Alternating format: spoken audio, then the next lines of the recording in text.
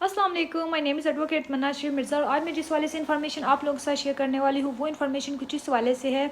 इस वाले से काफ़ी सारी क्वेरीज़ भी थी कि जी मैं पाकिस्तान में मौजूद था, ठीक है। मैंने एक डिवोर्स अपनी बीवी को सेंड की, बाकी दूसरी और तीसरी डिवोर्स जो है वो मैं जाते हुए अपने वकील को लिख के दे के चला गया था कि तुम मेरे बिहाव पे दूसरी और तीसरी तलाक सेंड कर देना, ठीक है।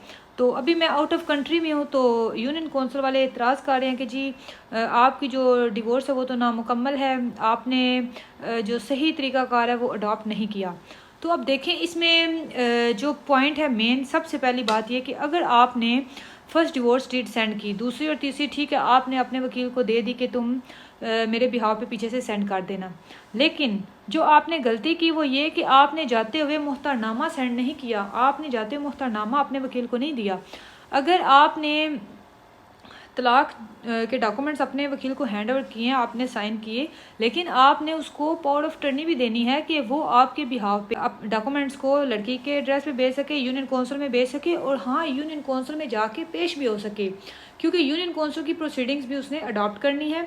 और यूनियन कौंसिल की प्रोसीडिंग्स में आपका वकील या कोई भी बंदा अपीयर होगा, वो उसका बयान रिकॉर्ड होगा, 3 महीने का यूनियन कौंसिल का भी प्रोसेस है, तो फिर जो है वो आपको तलाक सर्टिफिकेट इशू होगा। अब यहाँ पे आपने गलती ये की कि आपने डिवोर्स के डॉक्यूमेंट्स तो दे दिए, लेकिन आपने मुख्तरनामा अपने वकील को या कोई भी बंदा आप जिसको अपॉइंट करना चाहते हैं पावर ऑफ अटर्नी दे के जा सकते थे, ठीक है, लेकिन वो तरीकाकार आपने अडॉप्ट नहीं किया, इसलिए आपका जो प्रोसेस है वो नामुकम्मल आ रहा है, ठीक है।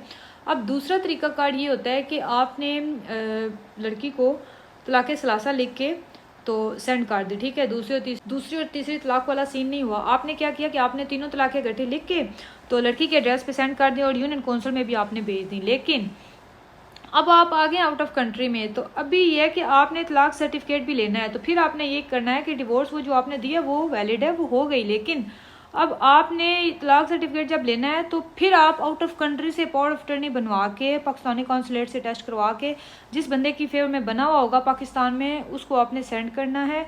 फिर वो यूनियन कौंसिल में जाएगा, आपके बिहाव पे फिर उसको तलाक सर्टिफिकेट मिलेगा। तो अगर आप कहें कि वो जो आपने तलाक सेंड की थी वो वाइड हो गई है, नहीं, वो तलाक वैलिड है। आपने लड़की के घर पे तलाक सेंड कर दी, वो तलाक वैलिड है, यूनियन कौंसिल में भी भेज दी, लेकिन तलाक सर्टिफिकेट का जो प्रोसीजर है वो तो आपने अडॉप्ट करना है। तो वो अडॉप्ट करेंगे तो फिर आपको तलाक सर्टिफिकेट मिलेगा, और वो कौन करेगा, क्योंकि आप तो पाकिस्तान में नहीं, आपके बिहाव पे किसी ने जाना है। तो फिर आपने क्या करना है, पावर ऑफ अटर्नी रेडी करवा के उसको पाकिस्तानी कौंसलेट से टेस्ट करवा के तो फिर पाकिस्तान में भेजना है। वो फिर बंदा यूनियन कौंसिल में जाएगा, आपके बिहाव पे उसे तलाक सर्टिफिकेट मिल जाएगा। तीसरा तरीकाकार ये है कि आप पाकिस्तान में आए ही नहीं है, आप आउट ऑफ कंट्री में ही हैं, तो आप ये करेंगे कि डॉक्यूमेंटेशन रेडी करवा के जब पावर ऑफ अटर्नी और तलाक के डॉक्यूमेंट्स को इकट्ठे ही आपने पाकिस्तानी कौंसलेट से टेस्ट करवाने हैं। टेस्ट करवाने के बाद तलाक़ें भी आप लड़की के एड्रेस पे भेज दें, यूनियन कौंसिल में भी भेज दें, और जो मुख्तरनामा है वो जिसकी फेवर में बना हुआ होगा वो फिर आपने उस बंदे को सेंड करना है, वो यूनियन कौंसिल में जाएगा, आपके बिहाव पे बयान वगैरह रिकॉर्ड करने के बाद उसको तलाक सर्टिफिकेट दे दिया जाएगा।